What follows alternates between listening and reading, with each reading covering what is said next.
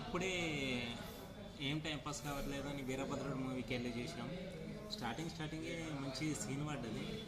Court ఎలా ఉంటుంది, అందులో సీన్స్ ఎలా ఉంటాయి, కోర్టులో ఎలా ప్రొసీడింగ్స్ జరుగుతాయి అనేది చాలా బాగా చూపెట్టారు. ఇప్పుడే చదువుకు బ్రేక్ ఇచ్చి సినిమాకి వెళ్ళేసి వచ్చాము. మన సూర్య నటించిన వీరభద్రుడు మూవీ. యాక్చువల్గా కోర్టు ప్రొసీడింగ్స్ ఎలా ఉంటాయో ఫస్ట్ సీన్స్లోనే మంచిగా చూపెట్టారు.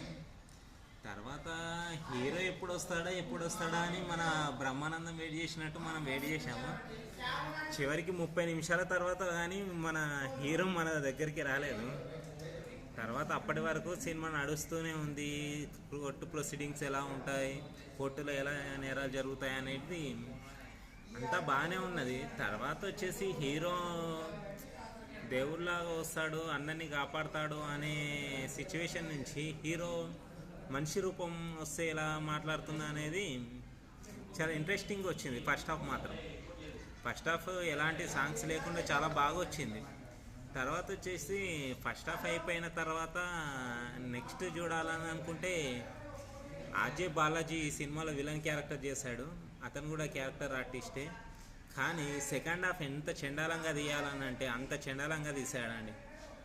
నిజం చెప్తున్నా, సెకండ్ హాఫ్ చూసిన వానికి ఆస్కార్ అవార్డు ఇవ్వచ్చు ఇవాళ. అంత చండాలంగా ఉంది సెకండ్ హాఫ్. హీరో మన సూర్య చిటికేస్తే మనుషుల మనస్తత్వాలు మారిపోవడాలు అన్నీ జరగడాలు అవన్నీ మొత్తం ఎందుకు తీస్తున్నాడో కూడా అర్థం కాని సిచ్యువేషన్లో సినిమా ఉన్నది. యాక్చువల్గా ఈ సినిమాకి జాండుబాంలో మనం ఎన్ని ఎక్కువ వీలైతే అన్నీ తీసుకెళ్లాల్సిందే. అంత దరిద్రమైన సెకండ్ హాఫ్ తీసాడండి. ఫస్ట్ హాఫ్ మాత్రం చాలా బాగుంది, కానీ ఫస్ట్ హాఫ్ని కొద్దిగా నేరేట్ చేస్తే ఇంకా బాగుంటుంది. ఇది నా ఒపీనియన్. మీ ఒపీనియన్ ఏంటో కామెంట్ చేయండి. Like and share and subscribe చేయండి ఈ వీడియోకి.